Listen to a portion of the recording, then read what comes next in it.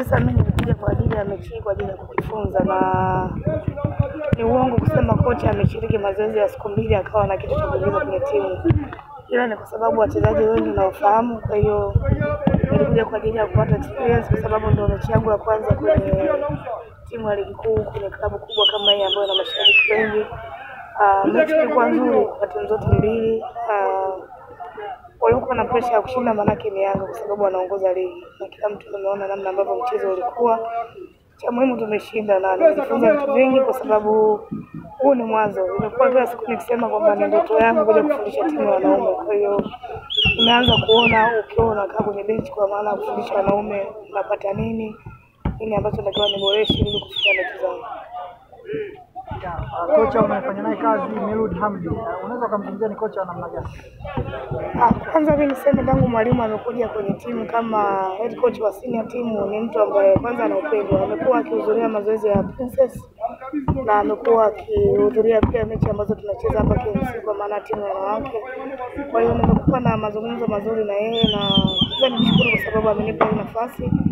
Isingekuwa rahisi kwa kocha mwingine yote kukubali kupata hizo jipya katikati ya msimu, lakini nimshukuru kwa heshima ambayo amenipa, nimshukuru pia viongozi kwa heshima ambayo amenipa. Nafikiri mimi mwenyewe natambua kile ambacho wamekifanya kwangu ni kitu kikubwa sana ambacho kina thamani.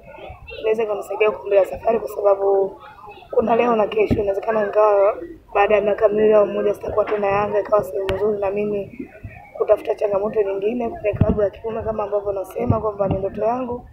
Kwa hiyo kile ambacho kimetokea leo nafikiri kitanijenga na kuhakikisha kwamba naweza kufikia ndoto zangu. Maybe labda unatamani kufundisha timu ya Yanga.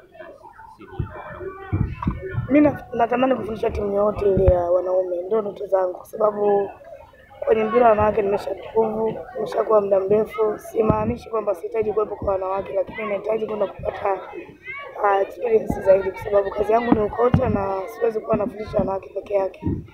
Natamani kuendelea kupata challenge nyingine ambayo itanijenga, na mimi kufundisha timu kwenye ligi kuu ya wanaume. Nafikiri itanijenga zaidi kuonekana kwamba nataka kuwa kocha mzuri. Kwa hiyo siwezi kuwa kocha mzuri kwa maana ya kufundisha timu ya jinsia moja peke yake.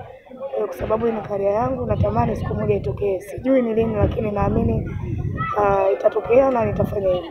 Labda baadhi ya vilabu vishawahi kupata labda kufanya kazi. Niseme tu kwamba naweza kumshukuru rais wa klabu ya Yanga na makamu wake kwa sababu kabla sijarudi Yanga msimu huu kuna timu ya ligi kuu nilisaini ya wanaume kwa maana kwenda kuwa kocha msaidizi. Lakini bahati nzuri president alipambana kuhakikisha kwamba ninarejea kwenye klabu, akimaanisha kwamba hatuna kocha kwenye upande wa wanawake, na nikaweza kuachana na ofa ambayo nimepata nikaja kurejea kwenye klabu. Kwa hiyo nimshukuru kwa hiki ambacho amenisaidia mpaka leo kufikia ndoto zangu, kwa maana wakaa kwenye mechi kubwa kama hii. Kwa hiyo ni kitu kizuri kwangu mimi na kinanijenga.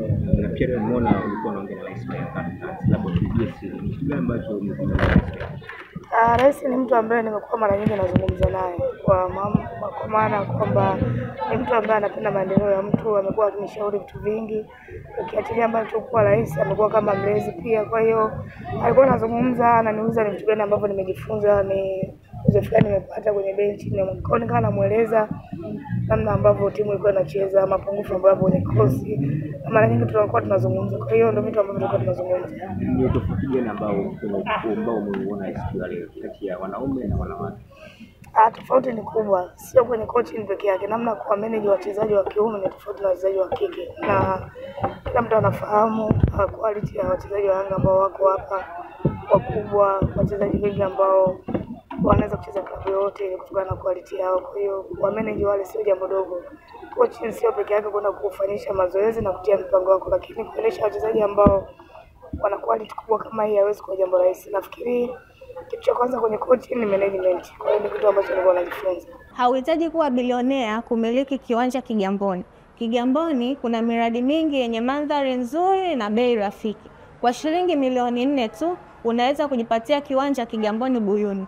Pia kwa shilingi milioni 8 tu unaweza kumiliki kiwanja Kigamboni Bohari. Lakini pia kwa shilingi milioni 20 tu unaweza kumiliki kiwanja Kigamboni Kimbiji Beach Plots, ukawa karibu na ufukwe wa bahari. Unadhani Kigamboni ni gharama? Fanya maamuzi sasa.